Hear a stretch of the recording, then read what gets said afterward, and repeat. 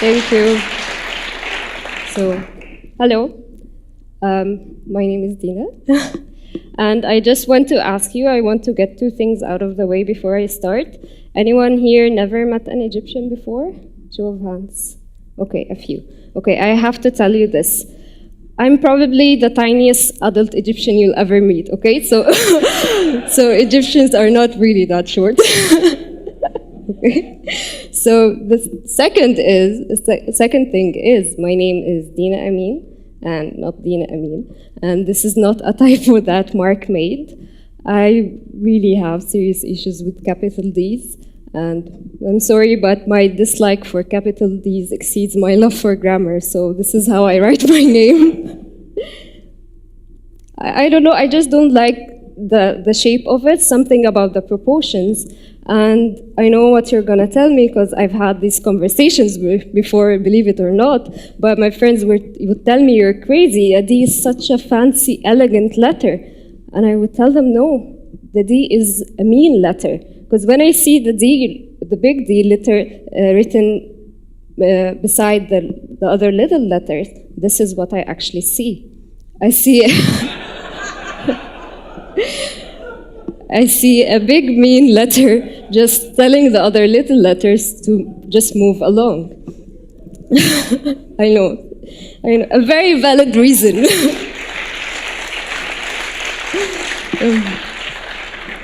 So I would occasionally find myself doing all these connections and looking at something and seeing it completely different. All this done unconsciously, but over the last 2 years, this is actually was all I've been doing.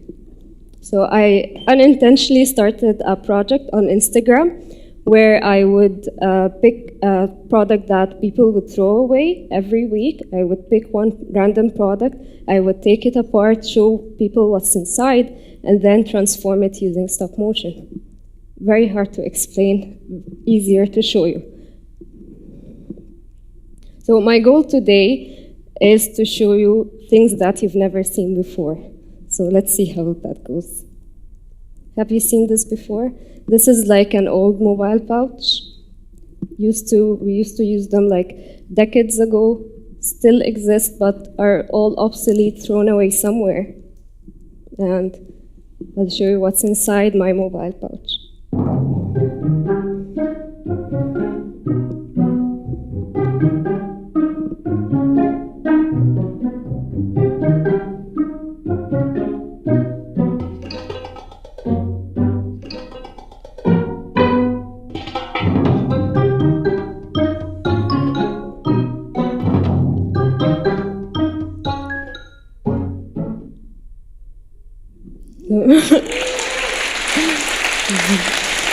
Thank you. So have you ever seen a mobile pouch that transforms into a super, yes, you're lying.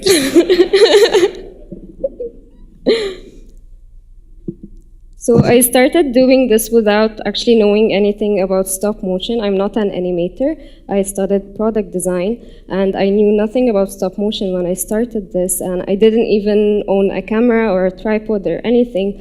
I would take the photos with just my phone. I would take my phone to the table, and all I knew about stop motion is the idea of stop motion, that I should take several of photos, and in each photo I move my subject just a little bit, and when I compile all these photos together, it will appear as if it's moving on its own. And this is what I was just trying to do every week. I just wanted to get all the ideas out of my head into the real world, and this is what all I would do. I would just sit, take a photo, move my subject, take a photo, move my subject, for hours and hours and hours and hours. And it didn't just start, like I didn't wake up one day and decide, oh, I just want to take apart products and animate them and transform them into things. Of course, this is not how it happened. But I did study industrial design in Malaysia, and I loved product design and industrial design. I loved how we can design new things that people can interact with and use and even solve a problem. But I also hated a big part of product design, in which in real life, most of the things that we design end up being thrown away. and for many several reasons.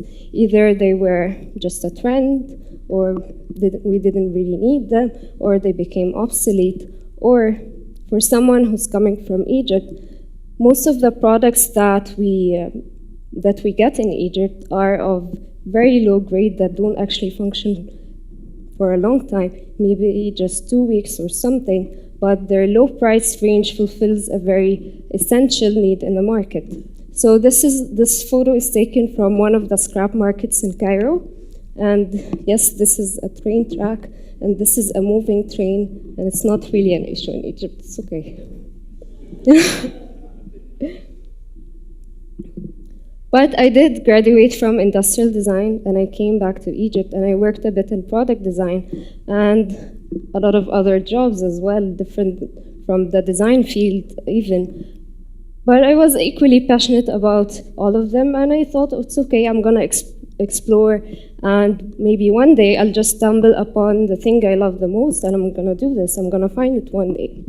But years have passed, and I started, I reached this level where I really could not recognize what I love anymore. I didn't even know what this was, because I didn't even know if I love product design or not.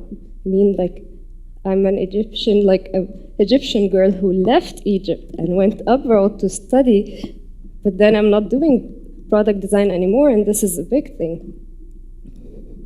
And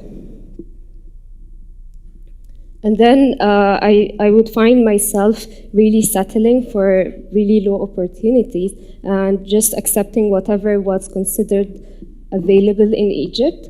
And the 5 years ago, Dina would have never done this. And I remember this very clearly. I was sitting in our old apartment. We were moving houses, and I was sitting in my now empty bedroom. And I had this thought. I was thinking, what if I don't find the thing that I love to do the most? Like, I'm not gonna find it one day, just bump into it. And this is not coming out of depression or like being a negative person. But what if I don't actually find it because I'm meant to start it, and I'm meant to create it. So the thought of this really encouraged me. I was like, okay, then this is perfect, because I was leaving my last job and I was working only part-time, so I had time to start something. So I was like, okay, I'm gonna start something. What do I like? And I realized that this is a really bad step, because I just noticed that the problem is that I don't know what I like. So I started thinking more as like, okay, it has to be like some sort of a career. It has to be like at least a financially rewarding career. Like it has to pay the bills career. It has to relate to people somehow, maybe solve a need, maybe something that people will love. And then I realized that this was too many criteria for this, and I decided to stick only to one thing, to do something that I like. And when I removed all these extra things, it became really easy. I was sitting in my room, and then I looked across and found one last box that wasn't allowed in the new house, and it was filled with broken old objects that I've been collecting over the years and meant to take apart, but I never got the time to do this. And I looked at it and I was like, I actually really like taking products apart. And if I would do one thing, I would spend my life taking apart products. I don't know how can I make a career out of it, but I decided I'm not gonna think of how can I make money out of this, how can this be a job, how would this make people happy. Of course, like my parents, when they discovered my new plan, they were really happy. I was like, Mom, I'm quitting my job and I'm just gonna sit in a room, take things apart. She was really happy. She's like, oh, so you're not gonna go out? You're not gonna meet new people? Potential husband? So it was hard. It was hard at the beginning, but I decided to do this. So I only had a free time starting the weekend. The weekend starts on Fridays in Egypt. So I decided every Friday I would pick something out of the box, take it apart, just look at it, and just research about it. And I love to document things, so I thought maybe I'll use Instagram to document it. I've never personally used it before, and I occasionally blogged before, but I'm really scared of the internet. So I would actually blog but never share my work. And I thought the Instagram was perfect because people take selfies on Instagram. Like, no one would really want to see photos of broken objects. So I was like, okay, this is a really comfortable zone, and I'm going to do this. And I started to do this. I just take a photo of my object and just take it apart and take just a still photo and post it online and write all my analysis or something interesting that I found out. And actually, a few people started to follow along. And then one day, while I was taking apart a shaver, I thought just one still photo is actually not enough, because people really need to see what I'm seeing. They need to see how incredible this is. It's like a whole puzzle coming together and coming back apart. So I decided to do this stop motion thing, like I knew it existed. So I was like, okay, I'm gonna do a stop motion. And I took like 500 photos and made like 1 minute video, and then discovered that I can't post it because Instagram then only allowed like 15 seconds. So I went online and searched and learned about frame rate. So frame rate is the number of frames per second played. And in stop motion, it's usually 24 or 12. So if like, say, I want to move my arm from here to here, and I want this to happen in 1 second, so if I decide to use 24 frames, so I'll take 24 photos of my arm going from here to here, and I'll have a 1 second video. So it's like, oh, this is interesting. There's a lot to learn about stop motion than I thought. So I decided to do stop motion even for the next week. And then I started seeing characters, like when I take apart my product in all the little pieces, I see, of course, faces. Like I saw it in my own name, so I saw it in there. And this is sort of my very first story that I created. It's an old modem.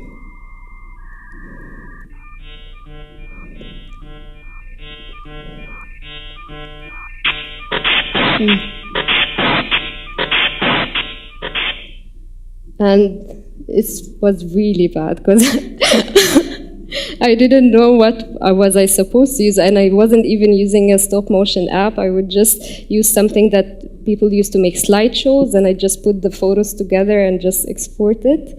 But I made, this is a Dilophosaurus, and sadly it's extinct because we all know that the Dilophosaurus is not known for its fast speed. So it was chasing its only source of nutrition, the rubber flower. I'm also really bad at naming things, and you'll see. And I really love that. I love that I can imagine something, and with stop motion, I can actually see it in real, not really in real life, but in your hands. So I continued to do this week after week. I would learn more about stop motion, and I would create more characters and make more stories. So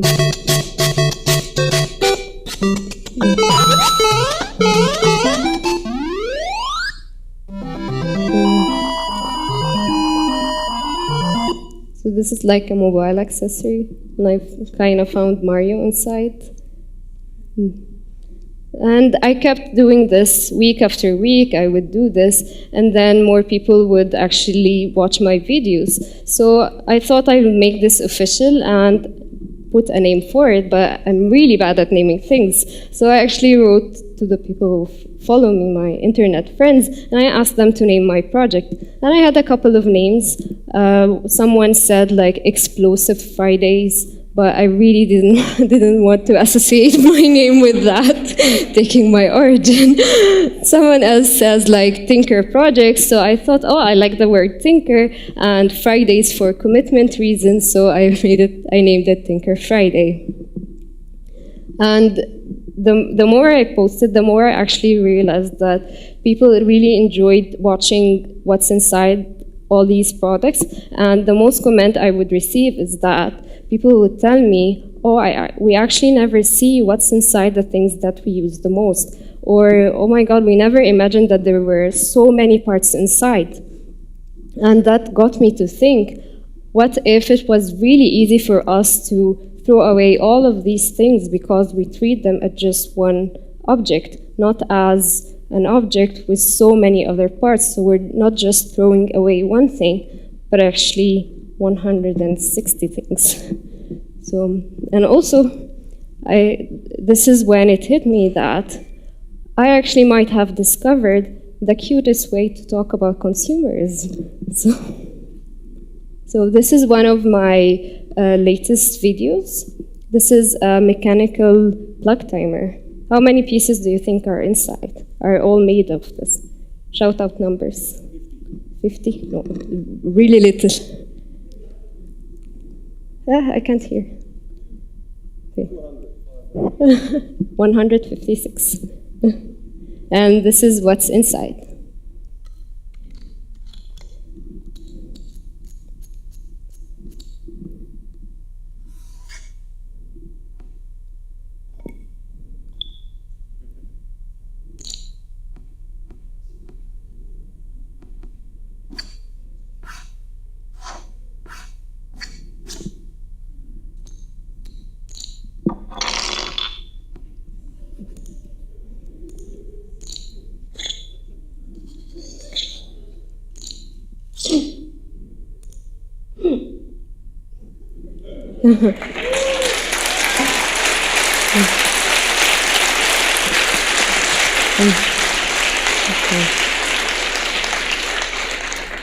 And before that week, I read an article about a machine called a glass plane machine, and it was used by Disney, where they would have like glass surfaces laid on top of each other, and then they would animate each layer, their animation, each layer separately, and put the camera on top, and this gave like depth to the animation, and it was used for cartoons like Snow White.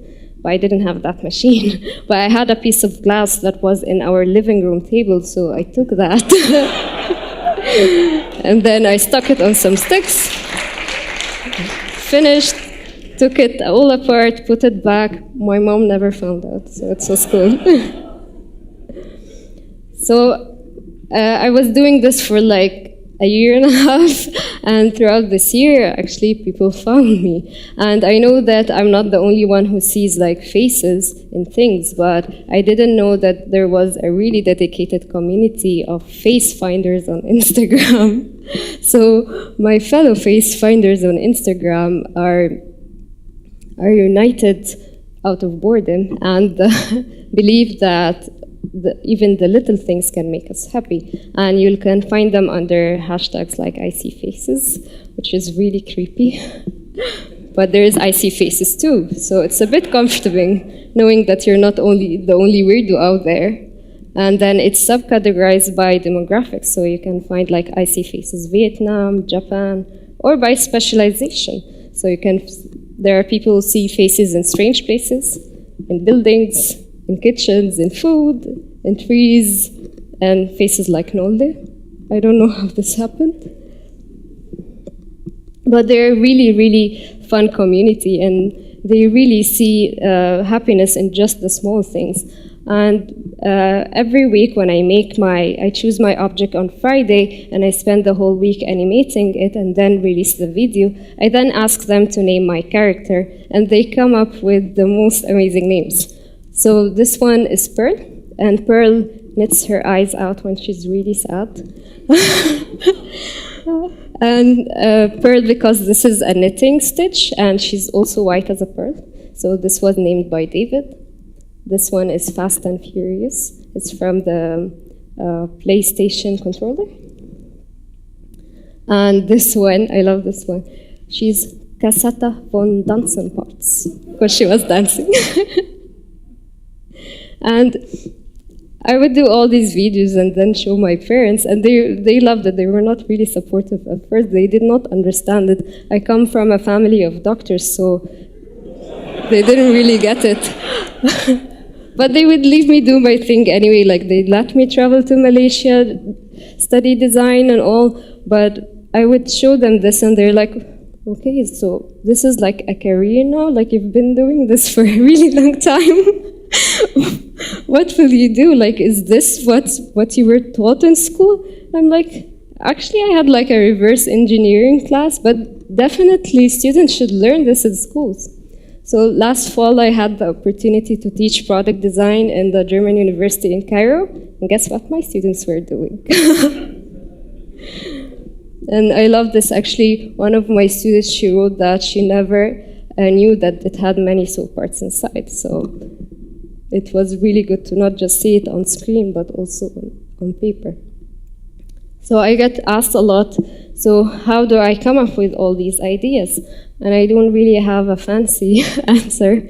I just take apart my product and just stare at the pieces until I imagine something that makes me laugh. If I don't see it right away, I'll just like look at it a bit differently, and this helps. So these are all the pieces inside a pocket camera. And this was what's really inside.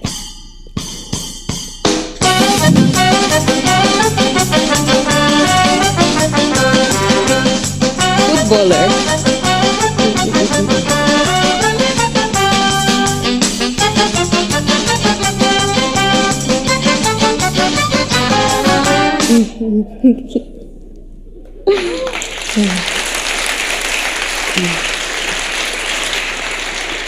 So I was actually animating the last part and I laughed so hard after I saw it. This one is another one.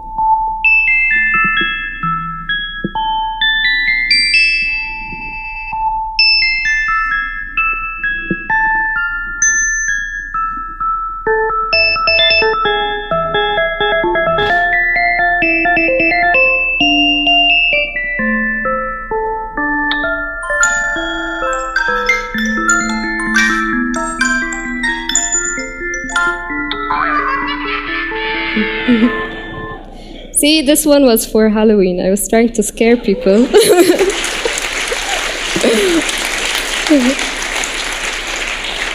But I don't know why my work is always cute. I try to be like creepy, scary, but it turned out to be cute. So this is another. This is really one of the first ones I made.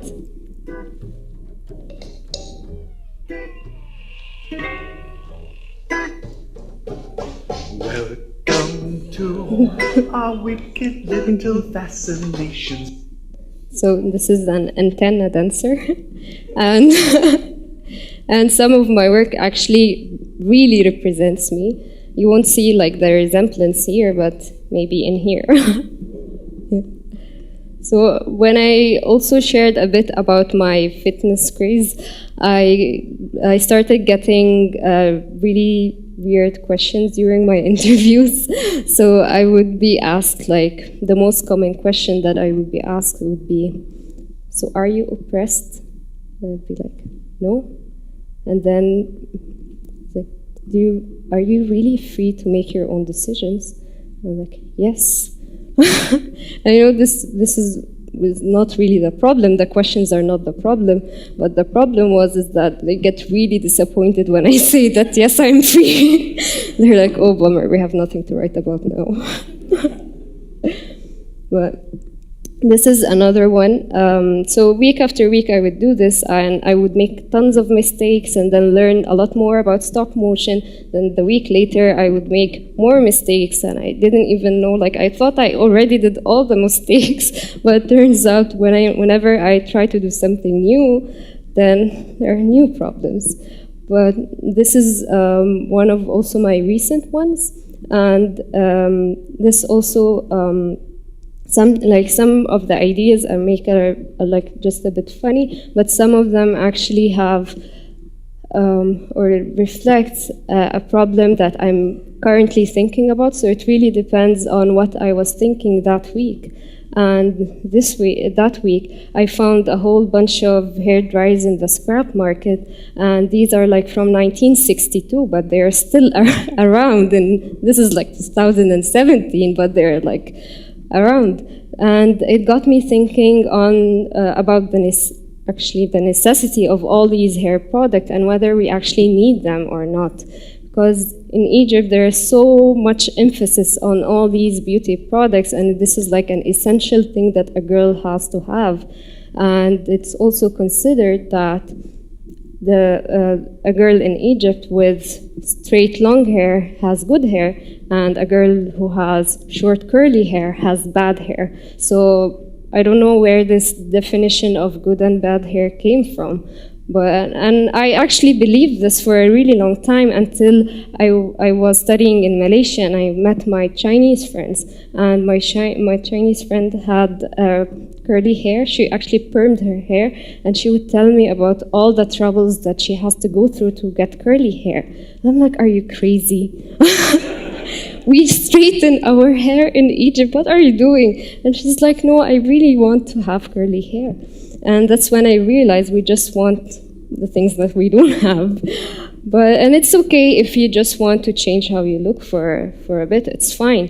But when it becomes a problem that stops you from doing lots of things and becomes a problem that lowers your confidence and a real issue, then this is not okay. And we have like girls who are like 6 years, 7 years in Egypt putting all these chemicals on their head to straighten their hair, and they're constantly being told that you're not pretty, you have curly hair, and somewhere else this is considered beautiful. So it was crazy. So this is what I saw when I opened my what's it called? Hair dryer.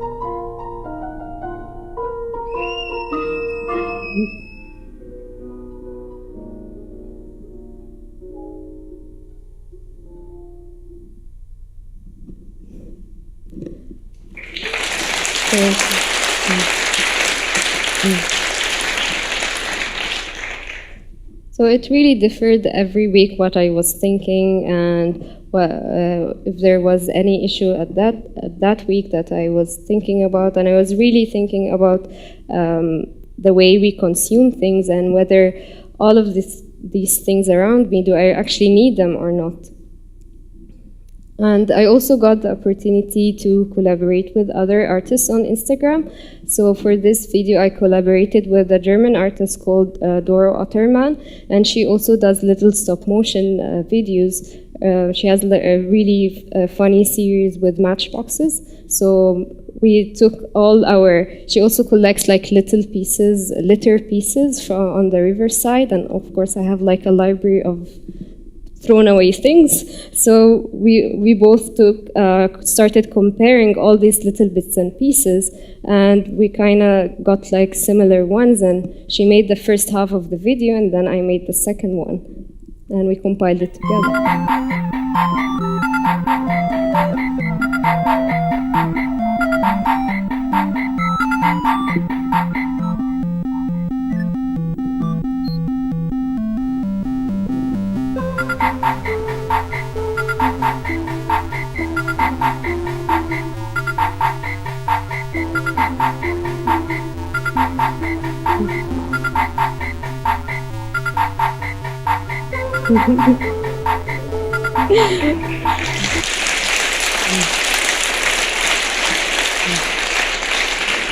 So when we made that, I told Doro, "There's no way this is gonna work, because actually what went inside the matchbox is not completely what came out.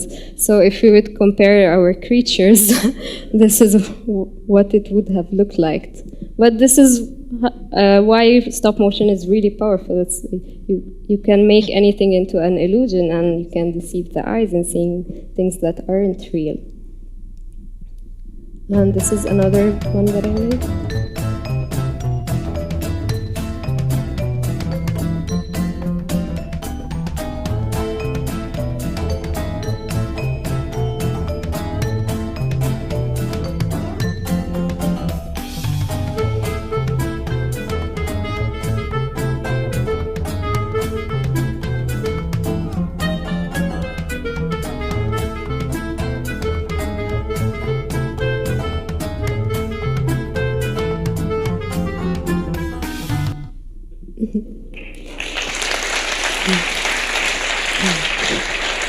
So for this one, there was actually an online contest for animation, and the theme was superheroes. And I looked inside my box, and I saw a mouse, and it had this piece. So I thought, oh, it would look like a cape. And by that time, I was running out of my savings. So I thought winning a contest wouldn't be that bad.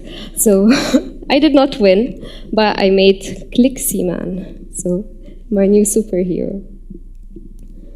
So the first lesson that I learned from all of this is that the internet is really awesome, and I don't know why I actually feared the internet, and I never really shared my work before. And I also learned that limiting myself with just the opportunities that were available in Egypt is really, really crazy, because we have this internet, and I got to meet so many people from all over the world. I mean, like, Mark found me on Instagram, and I'm here today. So I should never limit myself with just what's there in Egypt, because I literally have the world in my palm. So by that time, I ran out of savings, but luckily I started receiving commissions. And these are just some shots of the work that I got to do for other clients. And I've worked with several clients like BBC Arabic, IKEA, Miranda, and other little companies in Egypt and abroad, like in Japan, Saudi Arabia, and so on. And it all happened because of the internet.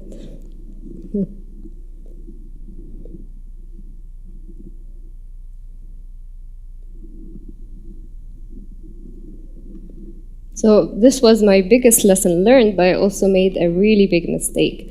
And throughout like this whole 1 year of one and a half year of tinkering, after like about 6 months, I was like, okay, so I'm kind of doing something, but I don't really know what it is. I'm doing stop motion, so does that mean that I'm a stop motion artist now? Am I not a product designer? Because it involves about a little about product design, but I'm not really designing products. So what am I doing? I really needed to put this in one word.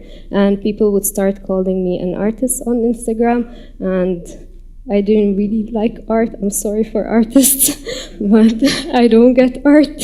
And I thought like one day I'll like solve a big problem, like maybe find a cure for cancer or something, but I was doing like little cute dolls, but I loved it. So I really, this took me like in all different directions, and I kept like worrying about this, and things would be even worse when I go to like events and I'd have to introduce myself, and of course you know how it goes, you say your name and then your job title, and people expect me to do the same, but I didn't know what to tell them. So someone would say, hello, I'm Muhammad blah blah blah, CEO of blah blah blah, and I'll be like, oh okay, I'm Dina, I do stop motion on Instagram. Like I didn't even have my company yet, so I didn't know what to tell them. So I thought this really sucks. This whole format, introduction format, really sucks. So why do we have to state what we do? So maybe I'll just state what I love. So people would just come, introduce themselves, I'll be like, hi, I'm Dina Amin. I love whatever people throw away. And it did not work. It really didn't work. So I stayed confused for a little while, and then one day I just realized, why do I want to be one thing when I can be so many things? Like, I really love that in that year I learned stop motion, and last year I didn't even know that I can do stop motion or end up opening a stop motion studio. And I would love it if the year later I do something completely different that I never imagined that I would love or even be capable of doing. Maybe like this year I'll be stop motion artist, next year I'll be a cook, very doubtful, but maybe it can happen. And then with that spirit, I decided to explore more. So I accumulated a big boxes, not just boxes of little bits of pieces of things. So I decided to do something with them. And I've always loved mechanical toys and machines like automatas, where you just turn a crank and there's like a toy in the top and it moves on its own. It's like, I always feared this because it involved lots of physics, and I didn't think my brain can handle all this physics. But I was like, I can now do stop motion, so I can do anything. I'm gonna try this. Maybe I'll just try something really simple, something very, very, very like beginner level. So, of course, I tried. I decided to do an angel with articulating wings that just gonna spread their wings and fly. Very, very simple.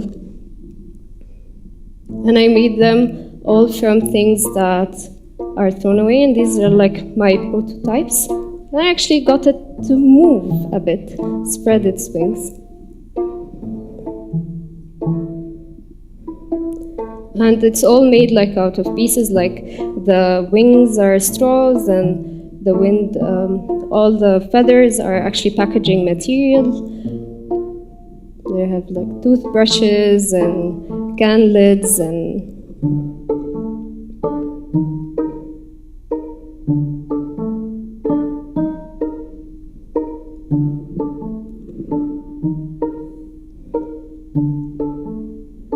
it's getting somewhere. And I even made him a sweater. I weaved matchboxes. It's double-faced.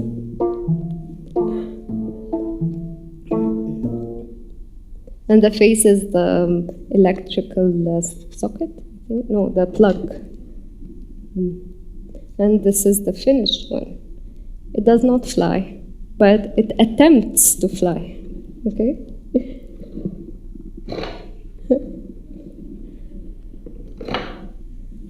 So, and my followers actually named him Icarus, because he only attempted to fly. So, and I made the sky like that high for him, so he just barely jumps.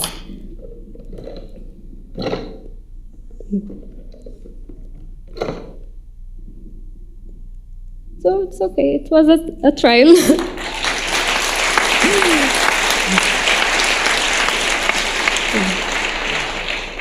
And I really enjoyed doing something different, so I thought, okay, what is something else that I really, really wanted to do? And I really, really, really, really wanted to do a mini whacking, waving, arm flailing tube man.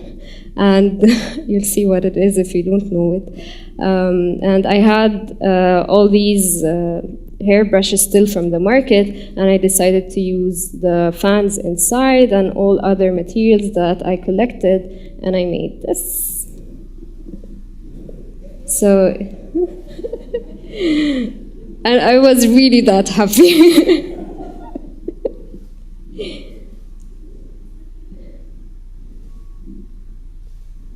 So I can honestly say that this is the best thing that I've made so far. If I'm like feeling sad or down or anything, I'll just put him and then just play it. And my followers actually named him Fry because they look like French fries. So very soon I'll be making like a whole pack of fries. It's gonna be awesome. So I also put my videos on YouTube, and for this one, actually, many people wanted to know, I make tutorials, so many people wanted to know how to make a mini wacky weaving arm flailing tube man. So it got quite a views. And for a Middle Eastern girl doing all the stuff on the internet, I sometimes get the occasional comments pointing that I'm from a third world country or a developing country or something like that. But for that one, it was really too much. And in every comment, I would read something pointing to that. And it was all meant in good intentions. And I know that they meant it in a good way. And they would say like, oh, although that I'm privileged, but I was never able to think that creative or something like that. And they all meant it well. And at the beginning, when I used to read all these emails, I actually felt proud. I thought, oh, this is actually good. I think it's good that now people can see that a girl from Egypt can actually have ideas and create awesome things and make things with her hands and weld and cut wood and do all these things. But for this one, it was a bit too much, and it got me thinking, why would someone call, or why would someone from another, just the fact that he's from another country, say that he's more privileged than me in our such open world? So it got me thinking about what is the meaning of privilege in our open world. And I started thinking, of course, there are privileges, of course. So you have better tools, actually, not just better, you have tools. A lot of things that we don't have in Egypt. Maybe good education, kind of important. Fast internet, like Harry was saying. It's really painful, the internet is really slow in Egypt. But does all of this matter when it comes to being more creative or not?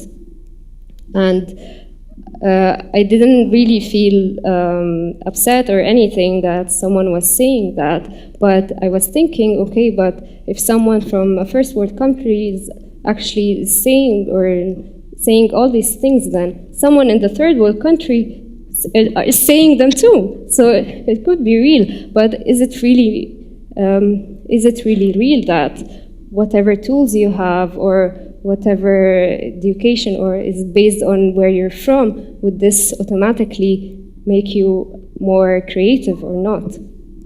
And I started thinking about all of this, and I came up with my own list of privileges that any one of us, if you have them in our thinking about an open world like this, then this is what would make you a privileged person.